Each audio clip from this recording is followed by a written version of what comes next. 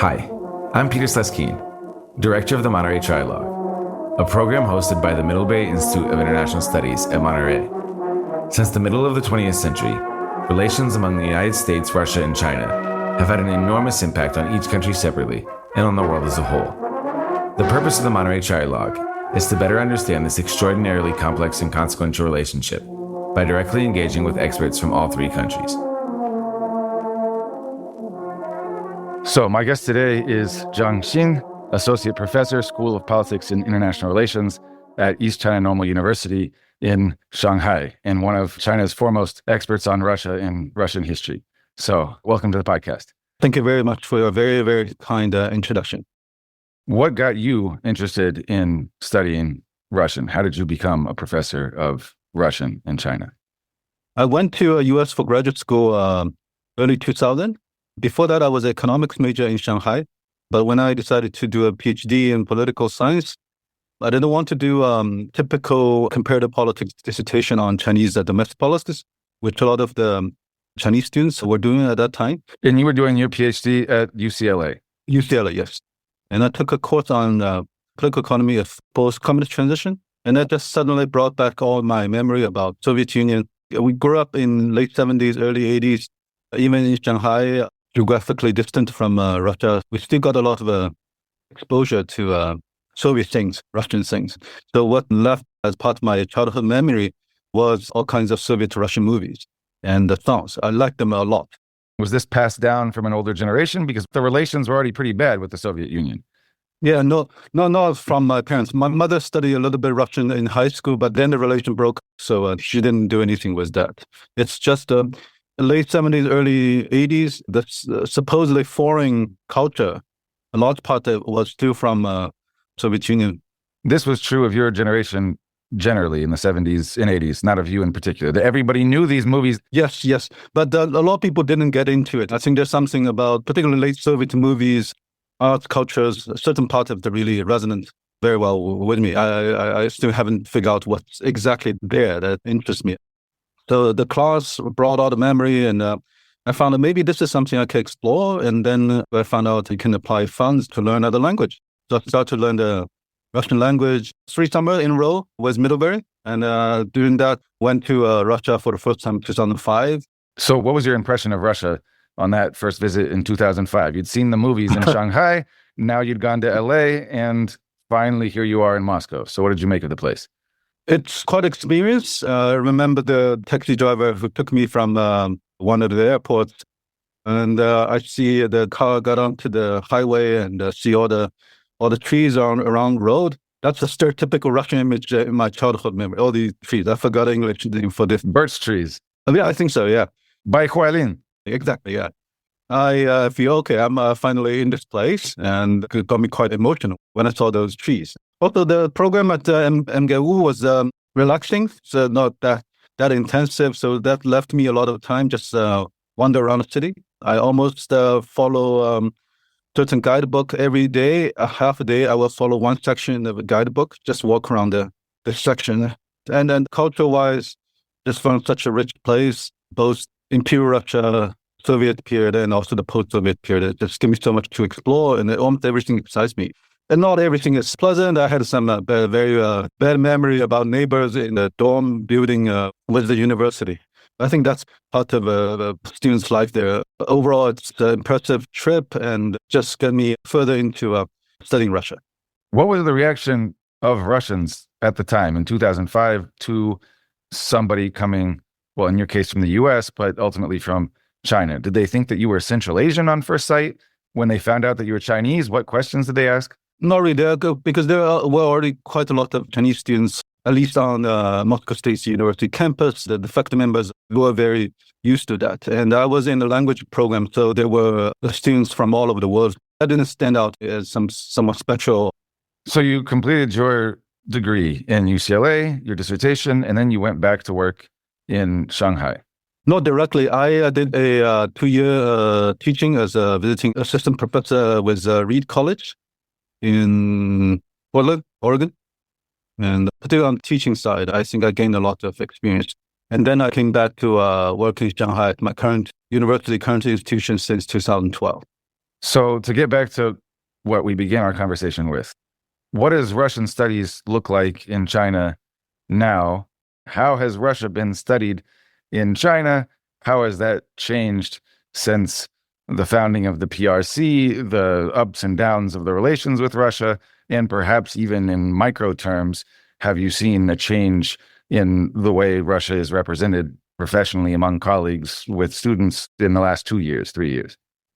Since the PRC was founded, I think studying the Soviet Union at that time was extremely important. That was a big brother. Their life system was regarded as China's future will follow. But the honeymoon period was brief, and then the infamous Sino-Soviet split.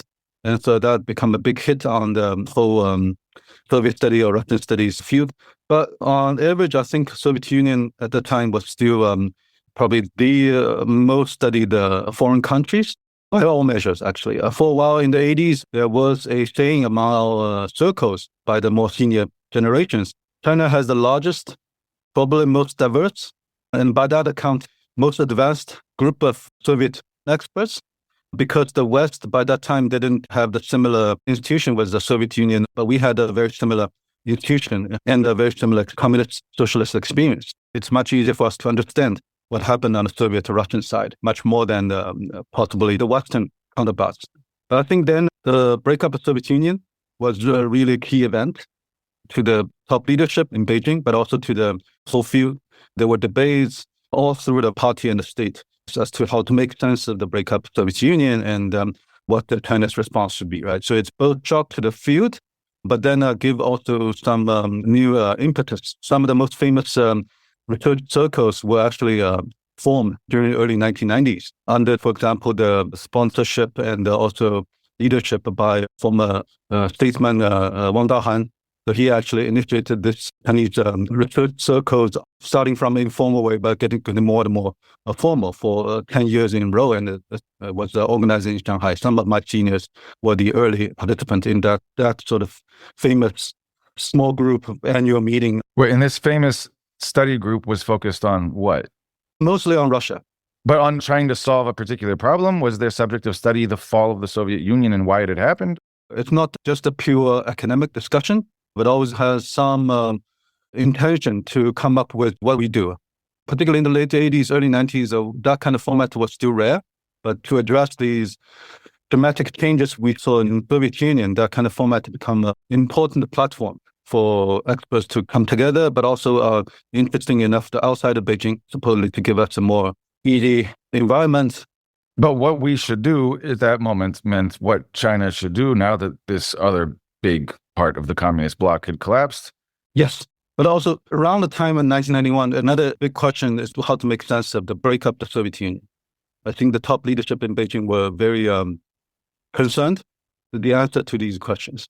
You can imagine there could be a strong parallel between the Soviet Union and China at that time. What was the cause for disintegration of the Communist Party in the Soviet Union, the cause for the breakup of the Soviet Union as a political entity, etc.? And that was not only an internal party discussion. Some of your senior academic colleagues, who may, of course, have also been party members, were involved in analyzing this issue and then presenting their findings to the leadership. Yeah. Some of the top scholars now, I think, made it their fame in those analyses back in the 1990s. So their analysis were well received by the top leadership. So that became the basis of their career. After this moment of the breakup of the Soviet Union, which attracted a lot of attention and analysis, the focus shifted to the U.S. and the U.S. as identical to the globe. And has that now shifted back to sort of a more multipolar perspective, or are U.S. experts still the dominant group in international relations in area studies? Yeah, I think if I may go back a little bit in time, even in the 80s, I think Soviet Union already began to lose its attraction as a model for Chinese to imagine what a more prosperous, more developed China can look like or should look like. I think the liberal intellectuals in China back in the 80s, early 90s, it's like if we follow the American models, maybe in 2 or 3 decades, will be just like as prosperous as developed as the United States. And that's also reflected in the experts community.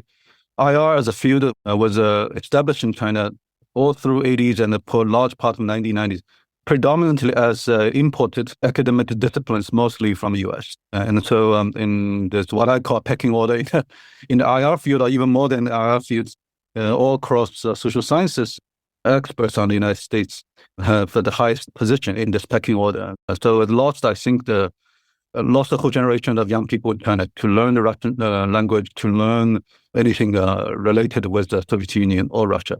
I would say all through the 1990s.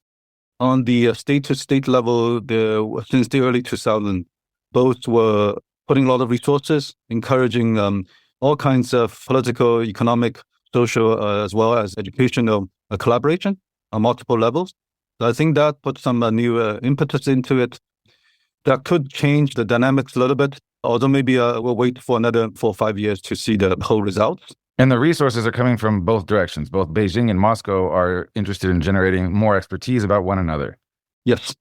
There are special funds specifically allocated, designated for China-Russia bilateral academic exchange, both for students to study in each other's country, but also for academics to do a research trip in each country or have a teaching assignment on both sides. When were these resources made available? When was the state beginning to intervene to try to increase the expertise on Russia?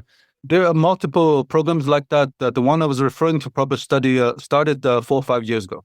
Do you have any idea about why? This was in reaction to the worsening relations with the U.S. under Trump? Or is it more complicated or more coincidental?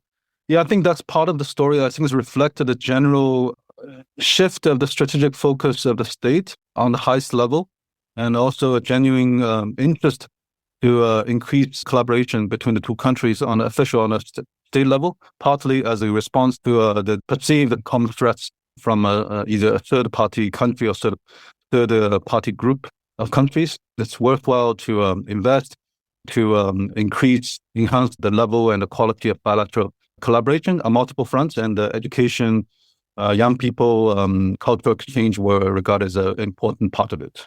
So I actually got one that almost went to Russia, but because of the pandemic, I had to give up in the end. When were you last in Russia? Actually, just 3 weeks ago. That's my first post-pandemic trip to Russia. And how was it? I have to say the central parts of Moscow and St. Petersburg were very impressive. They were shining. Really, that's the word I told everyone I met after the trip. It's shining. And also, particularly for Moscow, it's unbelievably clean. Did you have any feeling that there was a war going on? No, that's exactly another point I want to get to. It. At least for the parts we went to, that's only a very small part of the both city and also an even smaller part of the Russia as a whole country. But if you just look at these small parts, you don't feel that much the presence of a war. The country is under a supposedly war economy. I think inflation, you can feel it. But other than that, very little sign about the special military operation or the war. Definitely less than I had expected. And also another strong impression is there was such eagerness and enthusiasm to do something together with Chinese counterparts or Chinese colleagues on different levels. Think tank, university. So there's such enthusiasm.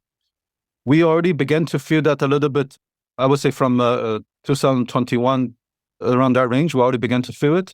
But I think after 2022, that kind of initiative from our Russian counterparts just become even stronger. I think in our previous, some of the collaborations we did, also including those projects I studied, bilateral projects, the typical mood is our Russian colleagues are slower. It's like, well, our Chinese friends want to do this, good. You may have the resources. Go ahead, do it. If you need to sign some documents, we'll take a look and maybe we'll sign it.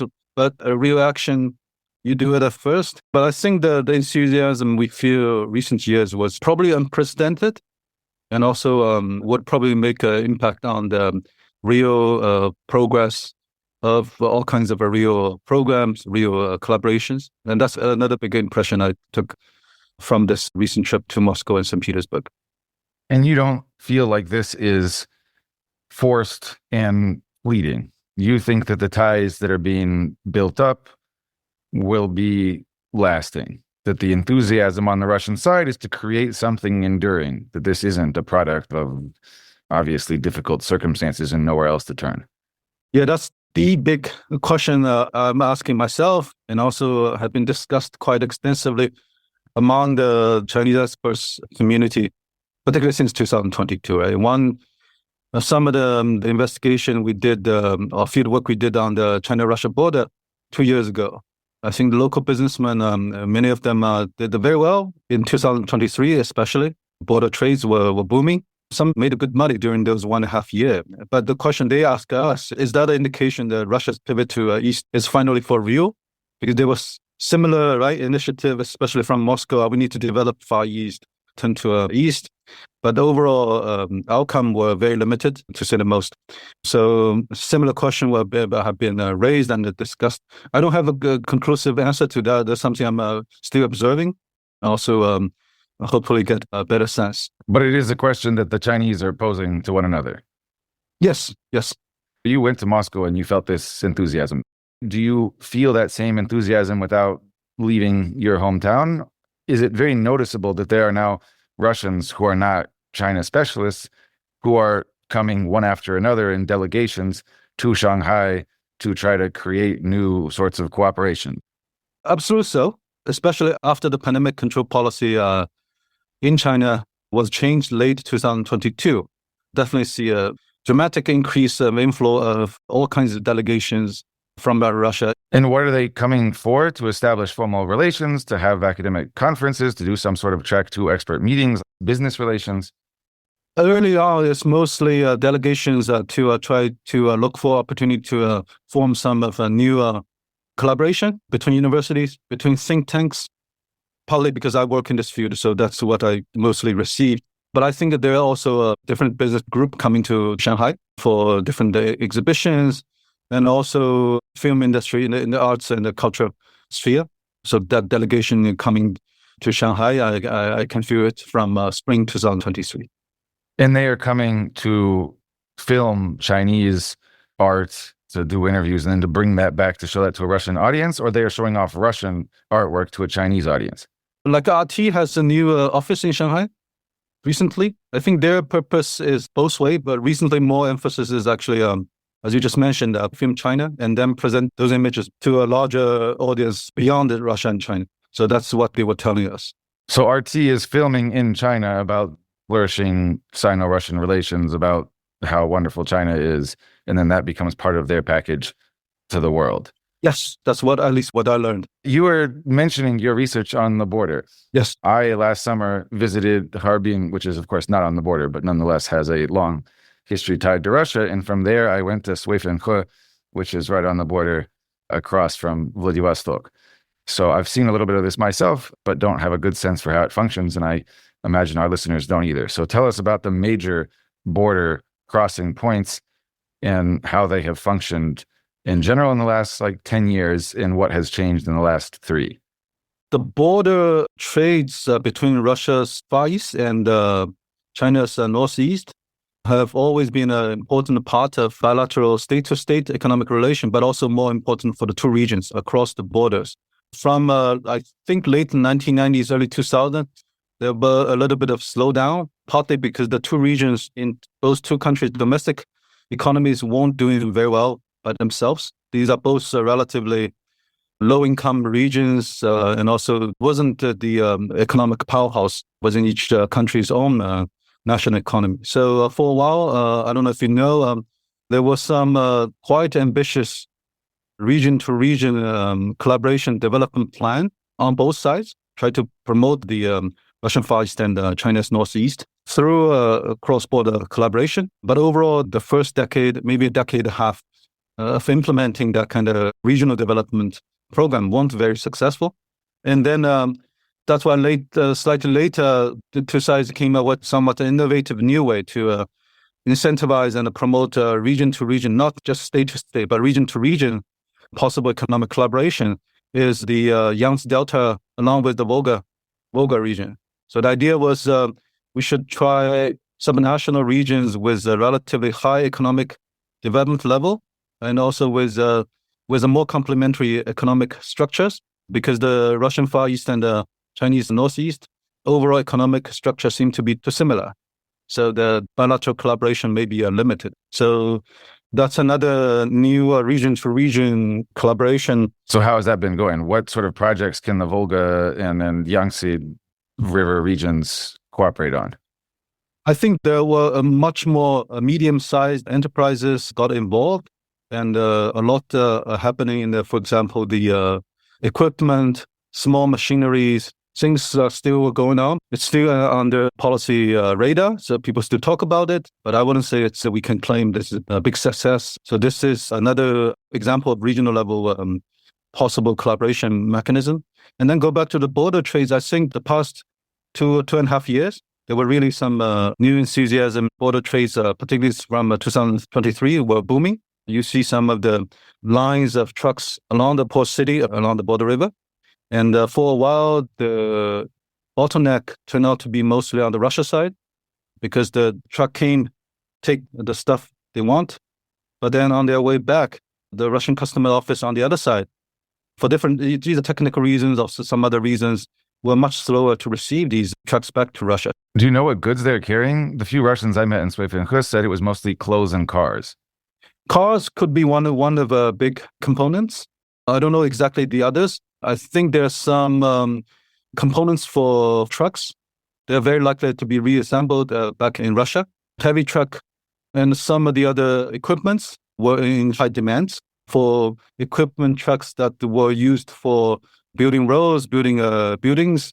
Those kinds of equipments, medium, small, or big ones, were in high demand in Russia at that time. I think that probably goes through these border cities by cars or by trains quite a lot. But there are other definitely agricultural products on both sides, back and forth. But generally, it did not seem like a particularly dynamic area. So I went through Dongning, which is just south of Sui-Fin-He, and there's a huge border crossing area that was basically boarded up. It was like a ghost town. Yeah. And then Sui-Fin-He itself has constructed, somebody local has constructed almost like a tourist complex on the border with, you have to pay a large sum of money to enter. And then there's a place where you can view Russia and North Korea.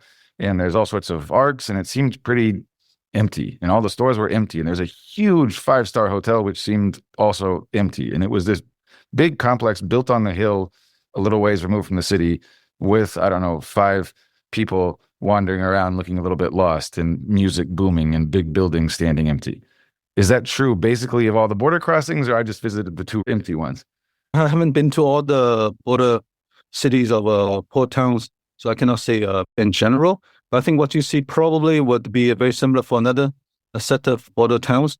I think it raised the question, these new booms we see in border trades, the newly gained wealth, how these wealths are allocated in the border cities, or how much are translated into a visible, for example, regional developments, rather than coming to become to a pure personal consumption by a small group of businessmen in these border trades. We went to, for example, Riga, across from the Russian town city. Благовещенsk? I think Riga is doing fine, and then they feel the benefits of these new booms in border trades, and are also very much keen to further promote. So I think probably Riga is a more positive, brighter example than maybe the Dongning and where you've been to. So I think that reflects some of the recent changes, but as we just discussed, how sustainable that is and how these newly gained wealth are allocated, distributed from both sides is a serious question worth further exploring. And those border trades, of course, are only a small part of bilateral economic or political relations. There's a larger story to tell. But I think that what you observe on the field may also reflect some other features of this larger bilateral relations. Right. So the border trade itself may be relatively small, but that has nothing to do with the overarching Russia-China trade, which is proceeding at a higher level and not executed locally by small businessmen across the border. Briefly, before we get to that higher level and then discussions about geopolitics to finish, I was also in Harbin, and there, by contrast with the border, everything is tremendously lively. There are huge numbers of people in the historic downtown walking along these pedestrian streets, and every 2 steps, there is a shop proclaiming to be selling Russian goods, souvenirs, vodka, and chocolate. all of them run by Chinese, no Russian in sight, all the Russian misspelled. But it seems to be an attraction. There are dozens and dozens and hundreds of these stores, all filled with customers. Is this a new phenomenon? How appealing is this to the Chinese? There's also an old, beautiful church there that seemed like one of the great selfie spots in the country. So tell us a little bit about this kind of new fascination with Russian exotica, Russian memorabilia, souvenirs, and so forth, and how maybe Chinese domestic business is making money off of it. The recent tourist gift shop you see, you're right, that's mostly run by the locals. It's a city-level plan to rebrand Harbin as this tourist attraction with its Russian roots or its closeness to the Russian history, Russian culture. Of course, what were put on the gift shop were mostly for tourists from within China, from other parts, particularly from Southeast China. Historically didn't have that much close ties with Russia, Soviet Union. And they came to Harbin, found all these fascinating architectures, which were not all well maintained, for better or for worse.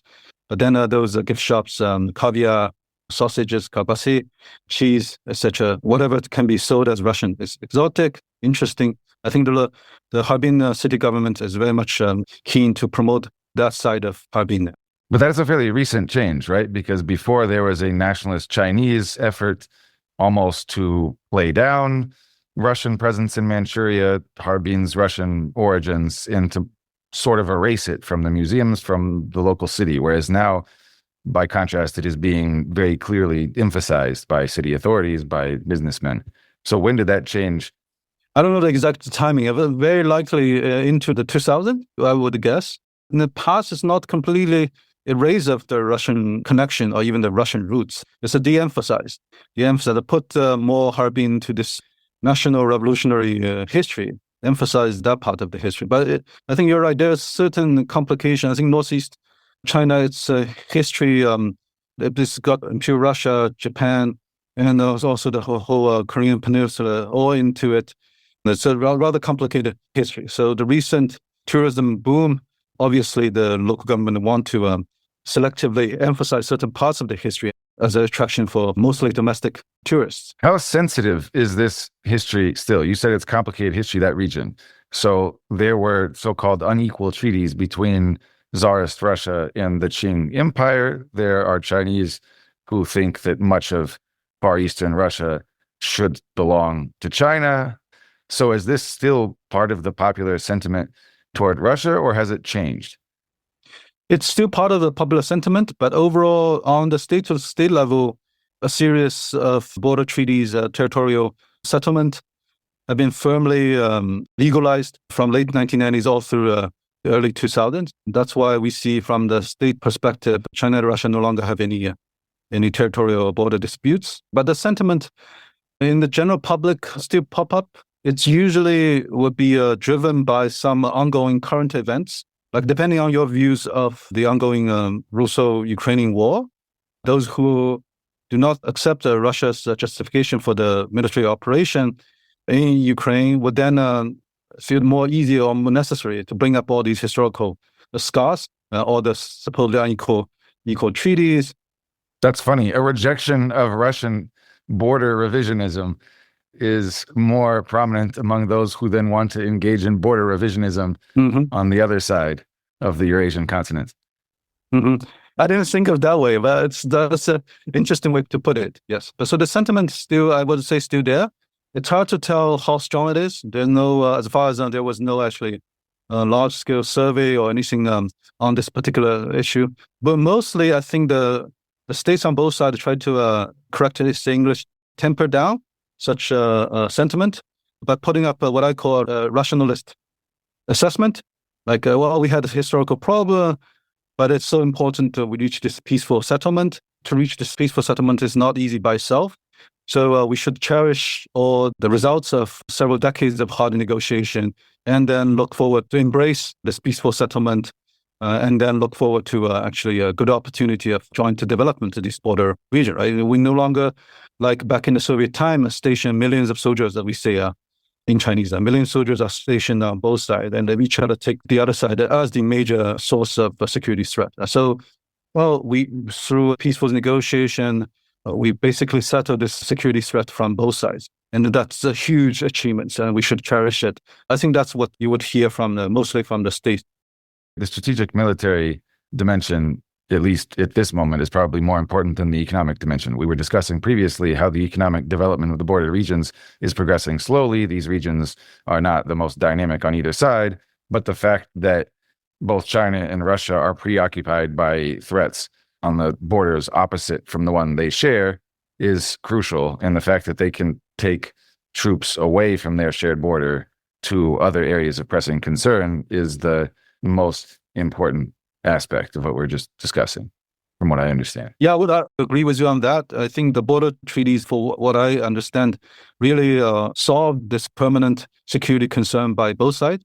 If you go a little bit academic, I wrote about that is to solve this ontological security issues for both sides. And then the fact that the border region become a relatively peaceful region, open up for possible joint development, was regarded a huge achievements. And now, as you're right to point out, that both countries are likely to be embroidered in the much harsher, much challenging military geopolitical rivalry on the other side of the geographic landscape to keep this border relatively safe without much concern for possible security challenge from each other is indeed important. I would agree with you. I think that security aspects probably looms even larger than the benefits from possible economic collaboration across this now peaceful border. Well, so let's end with a discussion of these broader global geopolitical logics. So you have written about U.S.-Soviet Sino relations and now U.S.-Russian-Chinese relations. Can you give us a sense of the configuration of this triangle over time? Where do we stand now? Where are we going? How have we gotten here? I think the triangle was a metaphor in this context. People would talk about it as mostly referring to the late Soviet period, this triangle, right? So U.S. team up with China in essentially to counter against the Soviet Union. But for a while, I think late 80s, early 1990s, this big triangle among these three countries was not in existence. So we cannot take these triangle for granted. So by that account, early 1990s, I would say almost into early 2000, this triangle was not there, just didn't exist, right? That's why the Russian-Chinese side particularly emphasized the foundation of bilateral relations from 1990s, no alignments, no targeting certain country. Those are the informal guiding principles, right? So that no targeting certain party was not just a play of words. It's indeed was the foundation early on. It's just solving the border issue was not because we have some other actor or some other forces we deeply concerned. It's more from a bilateral side. So when you're saying the triangle didn't exist during that period, you mean that Sino-Russian relations had a purely bilateral logic? They were not a function of this larger trilateral relationship in which each side is also looking at the United States? Yes. So, but I think things do change from early 2000. This third party, particularly in the United States, loom larger and larger. And you can see a very clear parallel how both China and Russia felt the increasing pressure or concerns or security threats of different natures, at least perceived as coming from predominantly from the U.S. It can be color revolution in Russia's neighborhood, can be the constant threat to have some sort of regime change or change of fundamental political institutions for China. And then more and more later in the sanctions, use of economic tools as political weapons, weaponization of economic interdependence, etc. So I think that parallel becomes stronger. So rather than as a targeting third party, I would argue towards the second half of the first decade of 21st century, we started to witness the increasing emergence of Chinese decision maker and Russian decision maker, common proactive reaction to a perceived U.S. threat, and that sort of bring back this triangular relation in a somewhat reverse sense, right? It's no longer early on, like some of the Western analysts always call the China-Russia relations excess of convenience, because the two sides, they argue, ultimately care each one's relation with the West, particularly with the U.S., right? So the argument I make is maybe slightly different from the Western traditional excess of convenience argument, is that in that argument, they believe that the bilateral relation can only be tactic because the US factor is the more durable, persistent one. I think that what's changing now is at least some people perceive the bilateral one is the more durable, persistent one. US is a temporal, gradually peripherized, marginalized factor, you might say. But wait, so just to make it clear, so this alternative argument is that US hegemony, Western hegemony is decreasing, whereas China and Russia will remain neighbors. So this bilateral relationship, the building up of Shanghai Cooperation Organization and Greater Eurasia, is the enduring structural factor, whereas Western presence and Russian Chinese reaction to that is actually decreasing over time. Yes, I think so. And also within the Chinese strategic circles, that's why there was a popular catchphrase from late, maybe beginning of 2010. So we need to look for the endogenous drives of China-Russia relations. Try not to look at this relation only through this reactive mode towards US. Right? The two sides, as you said, big neighbor country with a long history, huge domestic economic size on both sides. Why do we trade with US or the Western Europe? Have to ship the goods that far to these markets? Why don't we actually encourage, promote bilateral trade, energy, which makes, by that account, makes so much more sense, right? So this endogenous drive essentially try to reduce the relevance of this big triangle in a traditional sense. But that seems to make sense as an aspiration, that China and Russia could insulate themselves from a declining West and meanwhile build up ties that are regional and durable. But either Russia is currently in a war with the West, China's greatest markets are still Europe and the US. So in pure material, military, economic terms, we seem to be quite a ways off from a view of a Eurasia that functions according to its own endogenous logic and creates its own dynamics of growth. What are the chances of a greater Eurasia led by Russia and China actually cohering anytime soon? Do you think that is a likely proposition? Would you bet on it? I won't. I also wrote about how Russia and China perceive this Eurasia space, both as a geopolitical space and also economic space, in quite different way.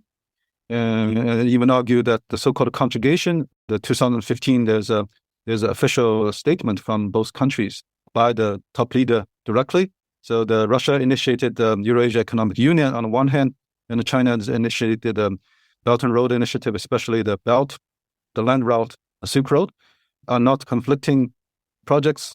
They're more complementary, and that the two states are ready to conjugate, in English, introduce conjugational coordination between them. I wrote that the perception of the space is quite different. China still emphasizes this flow idea.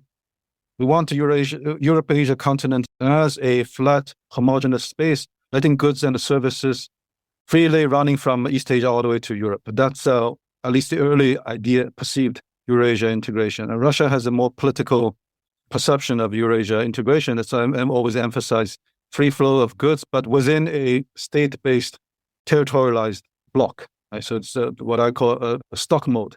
So it's a flow mode versus stock mode. So for Russia, it's a bounded space. For China, it's a flow all the way from China to Lisbon. And in Russia's idea, it's a bounded Eurasia that is a separate block in a world of blocks. Yeah. Russian narrative is always has a boundary idea from where to where. From Vladivostok to Lisbon, from now it's Shanghai to St. Petersburg. I have heard different versions, but there's a very clear Europe-Asia boundaries. China's initiative, at least until now, wide open right now. A belt road that goes to Peru. Or global this, global that. Yeah, I think to some extent, yes. So I think that's a fundamental different perception of Eurasia space. And that's why I constantly emphasize this is a formative process. Russia these days are talking about new security framework in or for or in Eurasia. I think those concepts have been quite extensively discussed within the Chinese context. I'm not completely convinced China side would, without any condition, just embrace this concept. So I think that there's different aspects of the reason why I wouldn't bet on a coherent, integrated Eurasia common space, or Russian experts these days are emphasized as common neighborhood, both security and economic common Eurasian neighborhood for China and between China and Russia. I wouldn't bet that it will emerge in any real, concrete, visible sense anytime soon. But you're also not predicting a rift between Russia and China. No. I think another side we see more and more is there's a large group of countries outside of this North America, Europe, Asia, and that they'll become increasingly important. And I think both China, Russia, both US and West Europe are working very actively, try to make sense of this evolving relation with some people call it global South. I think on the China side, particularly the top leader has this clear designation. China has always been a member of global South. So that tone is set. You will see tons of activity, think tank, university, media, just to work along that line. So I think that's also going to be important to go beyond this triangle or go beyond this global West versus China and the Russia. Those relations will be partly also determined by how countries in these blocks can they work well with the larger group outside of these blocks.